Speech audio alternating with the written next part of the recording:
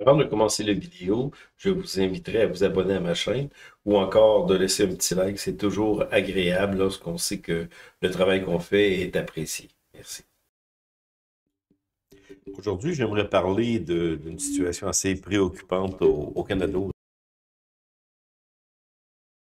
des menaces d'une récession. Ça vient pas de moi, c'est une menace qui vient d'être pointée du doigt par les principales banques, TD Bank, BMO, Deloitte, aussi cabinet là, pour les faillites et toutes les actuaires. Là. Donc, oui, on pointe du doigt la récession qui pourrait arriver en 2025 au Canada.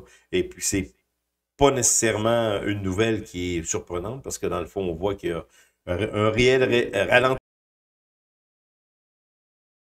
peu d'emplois.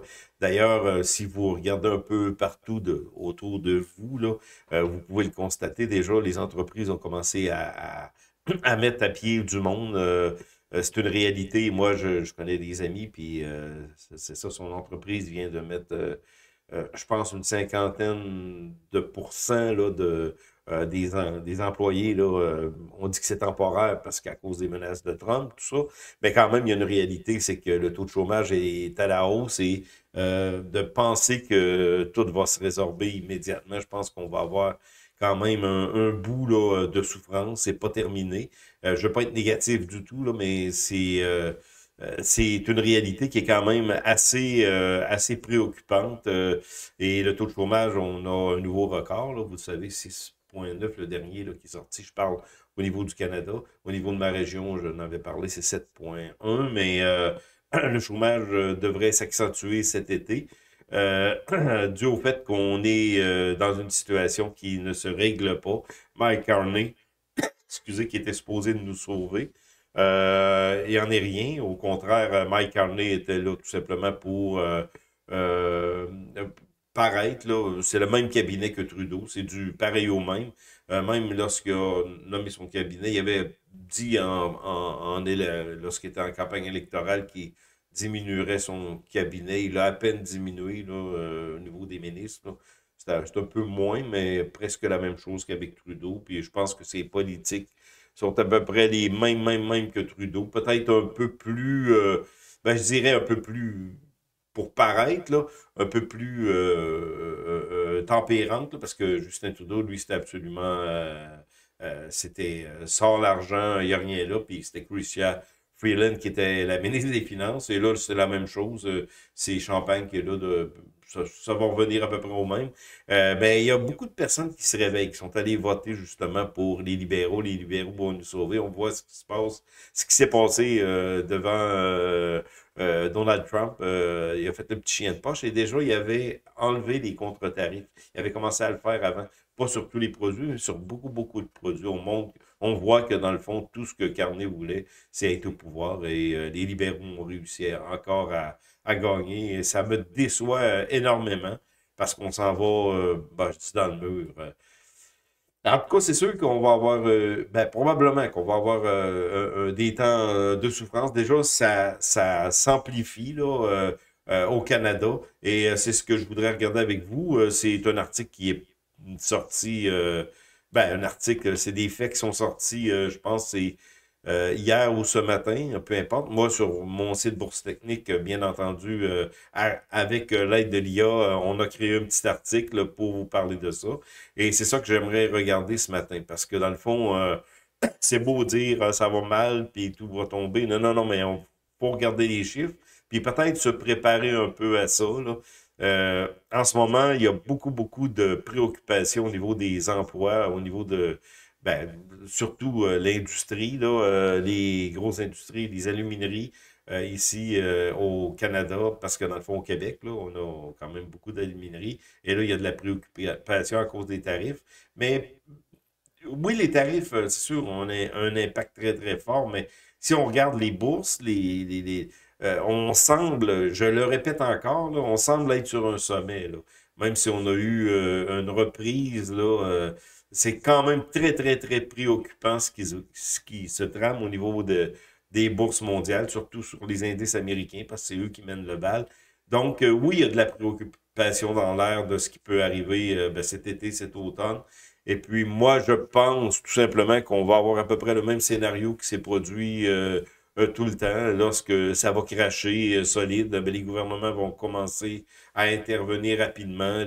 On va baisser les taux d'intérêt. Là, en ce moment, on se dit, ah, l'inflation est pas elle a monté un petit peu. Donc, on essaie de dire qu'on va garder les taux d'intérêt à ça. Mais vous allez voir que si les marchés recreusent encore plus ou même vont chercher à peu près le creux qu'on a connu en avril, là, je pense que vous allez voir que les gouvernements vont intervenir très, très rapidement, injecter de l'argent, encore une fois, pour essayer de sauver le système, parce que c'est toujours ça, c'est le même scénario qui se produit tout le temps. Et là, on dit que, dans le fond, la Fed, là, oh, on ne peut pas baisser les taux d'intérêt trop rapidement parce que l'inflation pourrait revenir. Mais non, non, non, non. Vous allez voir ce qui va arriver et on va voir les conséquences de ça. Ça va être encore dans ces temps-là où tout crache. Les riches deviennent plus riches en ce moment. C'est ça qui est arrivé encore dernièrement. Et les pauvres deviennent plus pauvres. La misère est encore plus là. Je ne veux pas focusser là-dessus, mais dans la réalité, on le voit très, très bien. Beaucoup d'itinérance. Donc, non, c'est pas une situation qui est très belle. On va regarder ça, on va regarder ce qui s'est dit et ce qu'on pourrait voir un peu à travers les nouvelles des préoccupations des grandes banques. C'est la Banque TD, Banque de Montréal aussi, BMO, Deloitte, bon, on dit les droits de douane. C'est vraiment ça, mais je vous dis quand même, il y a une préoccupation au niveau des marchés boursiers. Euh, c'est une situation qui a été vécue depuis des années. Là, quand on exagère d'un côté, ben il y a une contre-manière qui se crée et on s'en va de l'autre côté. Donc, la peur est dans l'air. On a eu un petit rebond à cause que Trump a fait des arrangements de 90 jours ben, avec un peu partout sur la planète et surtout avec la Chine, mais dans la réalité, rien n'est gagné. Donc, les secteurs dans la tourmente. La guerre commerciale marquée par des tarifs de 25% sur l'acier et l'aluminium, 10% sur 10 à 25% pour les autres produits, là. Ben, ça cible des secteurs dépendants des exportations vers les États-Unis. Là, on parle du Canada, là. Donc, parce que les États-Unis absorbent 80% des ventes canadiennes à l'étranger. Donc, oui, les États-Unis, c'est un grand marché et le Canada bénéficie largement de ça, là, notre dépendance là, des États-Unis est très, très, très forte. Lorsque les États-Unis, parce qu'on sait que Donald Trump, sa stratégie, il s'en est jamais caché, c'est tout simplement de rendre les États-Unis grands de nouveau. Là, même il a parlé d'Apple, là, où il veut rapatrier des emplois, là, parce que les téléphones Apple sont faits un peu partout dans le monde, sauf aux États-Unis. Aux États-Unis, on a simplement le marketing et le marketing, la mise en marché, tout ça, mais on ne s'occupe pas de la fabrication du téléphone lui-même. Apple, et déjà, Apple coûte une fortune. Donc, pour moi, c'est pas un produit intéressant, même s'il y a beaucoup de fans ou de religieux d'Apple. Là. Pour moi, là, Apple, là, c'est un modèle d'affaires en tout cas, on ne reviendra pas là-dessus. C'est un très bon produit, j'en doute pas, mais moi, j'ai jamais utilisé les produits Apple à cause de leur, justement, leur manière de fonctionner, là, produire un peu partout sur la planète, puis amener du cash aux États-Unis. Ben lui, Trump, il dit non, non, non, non, on va rapatrier ça, puis on va les fabriquer, nous les Apple. En tout cas, ça fait trembler un peu le marché, là. Bon, le secteur manufacturier est très, très vulnérable. L'industrie automobile, on le sait, l'aérospatiale, la métallurgie. Métallurgie, dont, ben, surtout l'aluminium ici au Québec et aussi l'acier. Moi, je travaillais à Rio Tinto, Ferry-Titane, donc faire de l'acier, c'est influencé par les tarifs et ces secteurs-là sont concentrés au Québec et en Ontario. Au Québec, au niveau surtout de la métallurgie, nos alumineries, notre acier aussi, parce qu'on a aussi euh, Fermont, ben, Sorel aussi, Sorel Tracy, ArcelorMittal, là, Sorel-Tracy, Fermont aussi, qui est un producteur d'acier assez important. Donc, puis il y en a d'autres, là, mais ce que je veux dire, c'est que la métallurgie, pour nous, là, au Québec, là, c'est très, très important. Ontario, on sait très bien que c'est surtout les entreprises de construction automobile, là, parce que Trump a déclaré que, dans le fond, on n'a pas besoin d'acheter les automobiles canadiennes. Nous, on est capable de les fabriquer. Donc, c'est ça, les tarifs. En ce moment, il y a beaucoup, beaucoup de craintes au niveau secteur métallurgique et aussi au niveau de la construction automobile, plus en Ontario. Donc, en ce moment, c'est les provinces les plus impactées, c'est nous au Québec puis l'Ontario. Statistique Canada rapporte que 31 000 emplois manufacturiers ont été supprimés en avril. Et puis ça, comme je vous dis, un emploi manufacturier, j'ai un ami qui travaille pas dans le secteur manufacturier, mais il travaille pour, je pense, que c'est ben, les restaurants, là, ça se trouve être tous les meubles là, de restaurants. C'est une PME, là, je ne sais pas comment l'employer, et c'est là qu'il y a eu beaucoup, beaucoup de mises à pied, dû au fait que tout est au ralenti.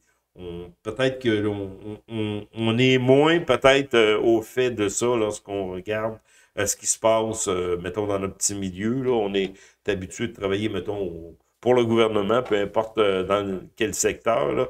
Il y a beaucoup de personnes qui travaillent pour le gouvernement et ne sont pas beaucoup impactés, quoique le gouvernement canadien, ben, sous Mike Carney, anciennement Trudeau, là, qui a engagé vraiment trop de fonctionnaires, beaucoup commencent à craindre parce que là aussi, il y a des coupures d'emploi. Donc, le secteur énergétique est soumis à des tarifs de 10%.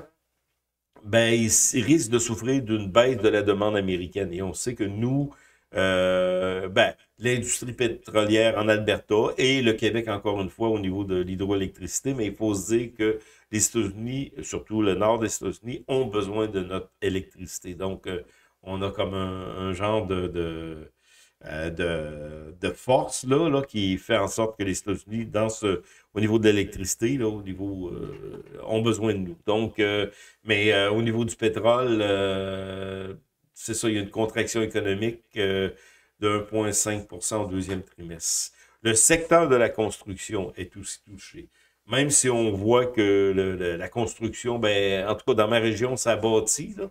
Euh, Parce qu'il y a un manque de loyer là, criant, là, ben, région de Trois-Rivières. Là. Quand même, au niveau des investissements là, du secteur de la construction, on a constaté une chute de 37% ben, en machines et en équipement, selon la banque TD. Donc, le commerce de détail, lui ici, là, lutte contre une baisse du pouvoir d'achat parce qu'il y a beaucoup de personnes, beaucoup de ménages qui se retrouvent, ben, quand tu te retrouves au chômage officiellement, tu as moins de pouvoir d'achat, donc tu achètes moins. Puis aussi, il y a une crainte dans l'air. Là. Le fait qu'on subit ces tarifs-là, et puis le taux de chômage monte, on le voit, ben là, tu es moins porté à dépenser, c'est sûr. Tu as une crainte. Donc, ce que ça fait, puis c'est ça qu'on va aller voir là, sur des graphiques, la confiance des consommateurs, la confiance des entreprises, le taux de chômage et le taux d'intérêt là, qu'on va regarder. Là. Donc, c'est ça. C'est un... Tout ça fait en sorte que ben, les banques, ce que je vous ai nommé, surtout la banque TD, là, BMO, je pense que Desjardins aussi l'avait prévu, j'avais lu un article là-dessus. On prévoit une récession, euh, le chômage a déjà commencé à grimper, mais on prévoit encore que le chômage va, d'ici la fin 2025, va encore grimper plus haut, qui pourrait se situer entre 7,2 et 7,5 d'ici 2025. Moi, j'ai lu que dans ma région, on pourrait atteindre 8%. Puis c'est une région qui est quand même dans la guerre des tarifs, là, région de la Mauricie, là, ben c'est Mauricie, centre du Québec. On est très, très impacté là-dessus parce qu'on a beaucoup de secteurs manufacturiers qui sont directement reliés à cette guerre-là. Là. Donc, et puis on a bien sûr les alumineries de Bécancour, là, ABI. On a ben, on est très impacté. Fait que nous, on pourrait vraiment subir encore plus les conséquences. Au niveau ben, les loyers, ça, c'est sûr que c'est un phénomène assez bouleversant. Beaucoup de loyers ont augmenté, donc ça fait augmenter la pauvreté. Les personnes ont moins de sous pour mettre ailleurs que au niveau du logement, parce que c'est un peu partout là, au Québec, là.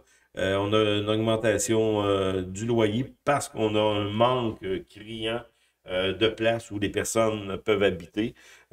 Tout ça est à cause, bien entendu, des politiques de Justin Trudeau qui a fait entrer l'immigration d'une manière éhontée. Et c'est pas l'idée.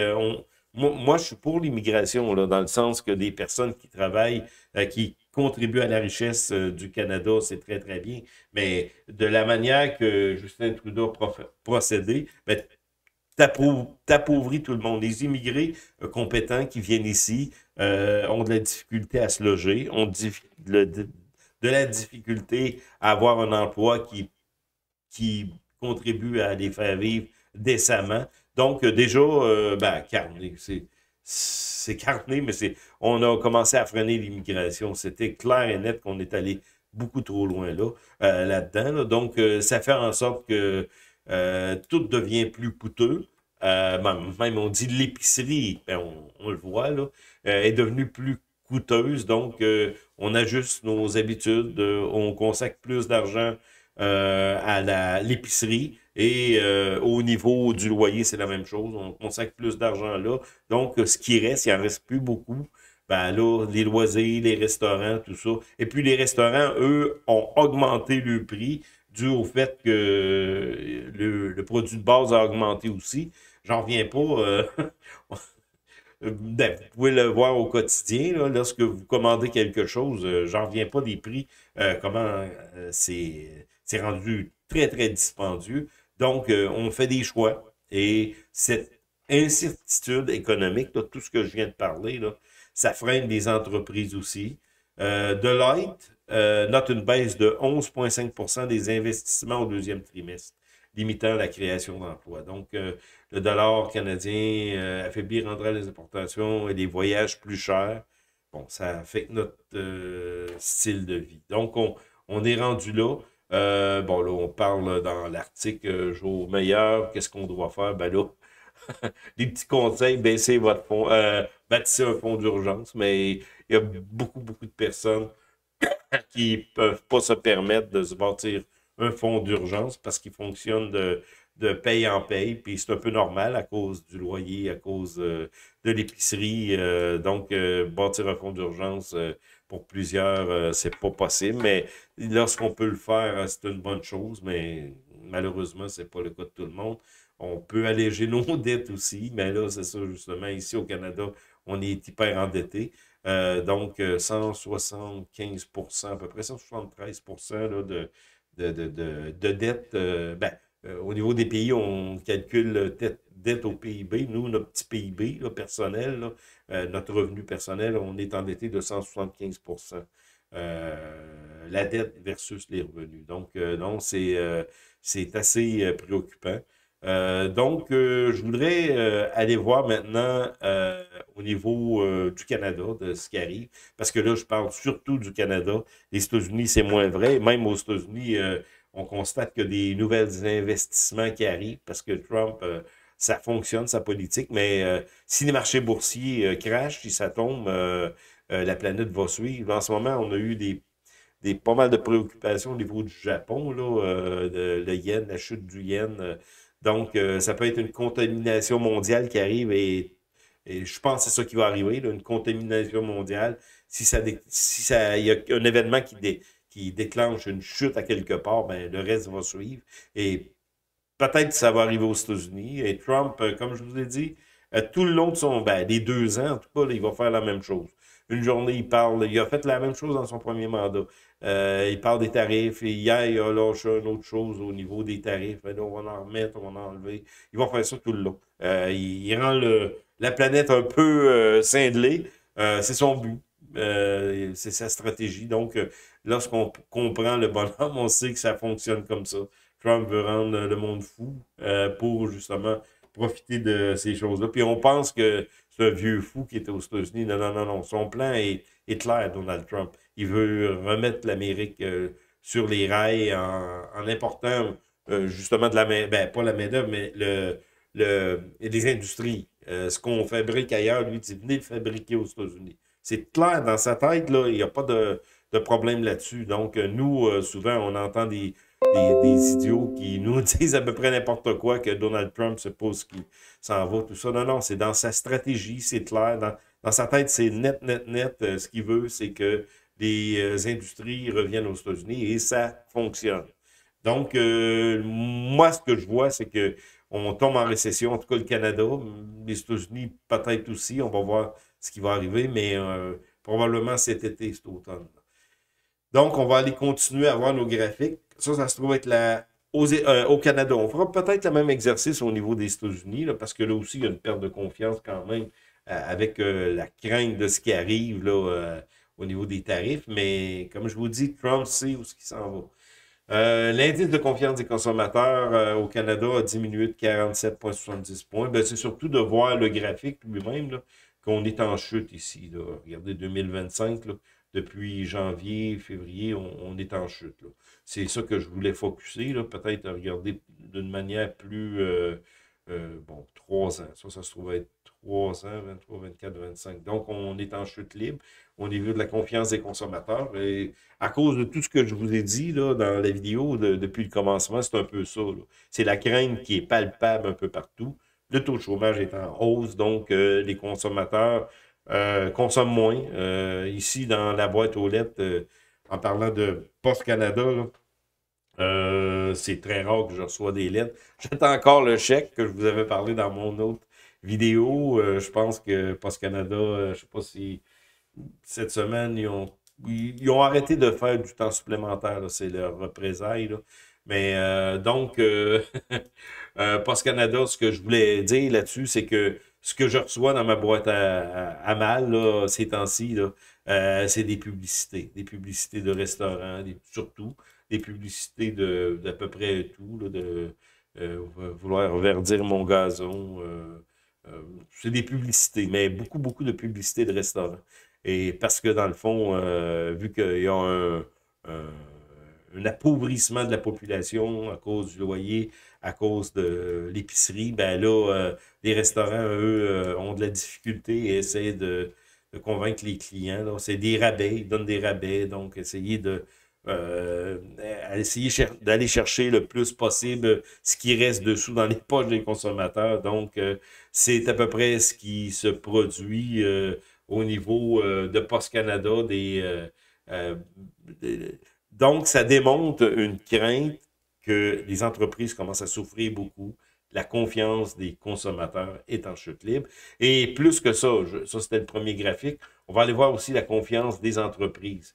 Là aussi, peut-être moins prononcé, là, mais on est quand même en chute. Les entreprises, on était, mettons, en avril 2024, c'est loin un peu, là, mais on a commencé à chuter et les entreprises, là aussi, il y a une grande, grande crainte, surtout à cause des tarifs, on doit le dire. Oui, oui, c'est sûr que c'est ça. Mais comme je vous dis, au niveau des marchés boursiers, là aussi, il y a une grande, grande crainte, là. On a peur, là. Donc, ce que ça crée, tout simplement, ça crée que les entreprises font des mises à pied, continuent à faire du ménage un peu dans leur gestion, tout ça. Et là, on n'a pas parlé de ça, mais moi, je le vois très, très bien. Il y a l'intelligence artificielle aussi Google vient de sortir IO là, 2025, là, donc oui, beaucoup d'outils qui vont faire en sorte que des postes vont commencer à être coupés. Je pense que la majorité de la population, même des entreprises, n'ont pas réalisé ce qui arrive au niveau de l'intelligence artificielle.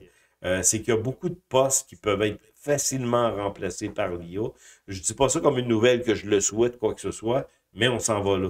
Donc, avec cette facilité-là de remplacer des postes, là, surtout des, j'aime pas employer le terme, mais des pousseux de crayon, là, ben là, l'IA va facilement remplacer ces postes-là au niveau de la comptabilité, au niveau de tout ce qui est statistique, dans le fond, plus ceux qui entrent des données, là.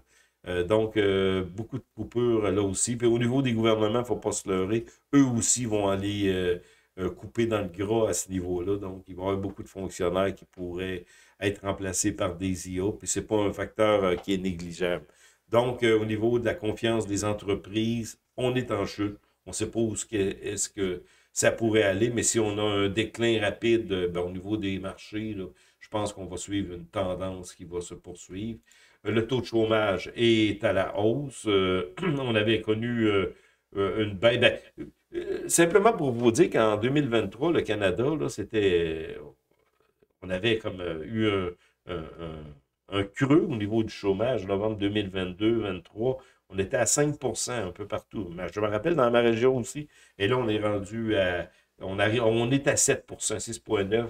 Ici, dans ma région, c'est rendu à 7%. Et la tendance est vraiment à la hausse à cause de tout ce que je vous ai dit.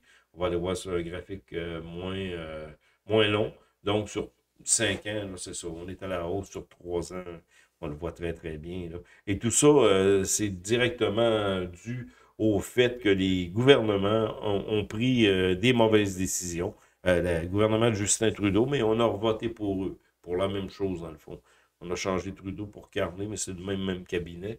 Et puis, bon, ben, on va en subir les conséquences. Là, les pépères qui ont eu peur de perdre leur pension, ben, ils pleureront là, quand ils vont voir les conséquences que Carney, c'était pas le sauveur auquel ils s'attendaient. Je pense qu'avec Poilievre, on aurait eu quelque chose de plus solide au niveau de l'avenir. Mais gars, c'est ça. On s'en va avec ça. C'est beau. Ben, peut-être qu'on va retomber en élection si jamais il y avait un renversement. Là, ce sera à voir. Et en dernier, pour terminer, c'est le fameux taux d'intérêt. Là, on reparle là, que là, c'est revenu. Là, on va être obligé de monter les taux d'intérêt. Je vous dis sur le long terme. C'est ce que je pense. Je peux me tromper, c'est sûr, mais je regarde sur le long terme et je vois très, très bien que la même chose s'est produite un peu partout avant les récessions. Et il y a lorsque ça déclenche, il y a un élément déclencheur, ben, en panique, ben, les gouvernements, oui, bien entendu, mais aussi les banques centrales un peu partout continuent à baisser les taux d'intérêt. Et ça, c'est tout simplement, ben, moi, j'aime beaucoup utiliser le trading économique et là, on a toujours le petit côté prévision aussi, là. On faut en prendre par en laisser, mais quand même, la prévision, c'est qu'on est à la baisse 2026, 30. Ben, on dit ça. Moi, je pense qu'on a encore peut-être un trois quarts de pourcent ou 1% où les banques, ben, surtout la Banque du Canada, va réagir pour abaisser le taux de chômage. Peut-être cet automne, on va être rendu à 2,75, peut-être 2,50, 2,25%. Donc, ça va être à suivre. Et il faut préciser, je vous l'avais déjà dit, beaucoup d'hypothèques vont être renouvelées cet automne. C'est comme une grande partie des hypothèques due au fait qu'avec la COVID, il y a beaucoup de personnes, dont moi, ont pris des hypothèques sur 5 ans. Donc, le 5 ans arrive à terme, là. Il y en a d'autres que c'est pour d'autres raisons, mais surtout ça, là. Donc, ce que ça fait, c'est qu'il y a des personnes qui ont signé à 1,5-2%, 2,5% maximum, là, à peu près, là. Et puis là, ils vont renouveler à ben, c'est 4,29% en ce moment-là qu'on peut avoir. Là. Ben, 4% à peu près. Là. À 4, même ça dépend là, si on a un taux préférentiel, mais mettons 4,50, là, on peut tomber. Moi, je prévois qu'on tomberait à peu près à 3,5% là, au niveau d'une institution bancaire si vous faites un renouvellement hypothécaire cet automne. 3,5, 3,7%. Ça va être vraiment à suivre parce qu'il va y avoir un gros boom. Là. Donc, pour conclure, ben, c'est ça, la récession est à nos portes. J'espère qu'on n'en arrivera pas là, mais je pense, parce que récession, c'est déclin de 2 trimestres. C'est technique, là, mais dans le fond, on peut dire au niveau du gouvernement, encore continuer à mentir au peuple, là, dire, bon, dans le fond, c'est pas une récession. Peu importe, c'est que la réalité là, de perte d'emploi, la misère est encore plus là. Et puis, je veux pas être défaitiste. Je vous dis simplement que ce qu'on vit en ce moment, dans les prochains mois, en tout cas, ne s'améliorera pas. Et je pense que la situation va être encore renversée par l'injection monétaire des gouvernements, la baisse des taux d'intérêt, des politiques très, très accommodantes. Déjà, au niveau de l'assurance-emploi, parce qu'il y a beaucoup de personnes qui deviennent chômeurs par la force des choses. On a déjà des mesures qui ont été appliquées, qui sont appliquées, là. Et je pense qu'on va encore changer ça, peut-être mettre des mesures encore plus, si le taux de chômage, comme je pense, va continuer à monter, ben on va mettre des mesures encore plus accommodantes à ce niveau-là. Donc, c'était la vidéo aujourd'hui. Malheureusement, une récession qui s'en viendrait, qui serait là pour peut-être cet été automne là, 2025. Donc, on se revoit très bientôt pour de nouvelles vidéos.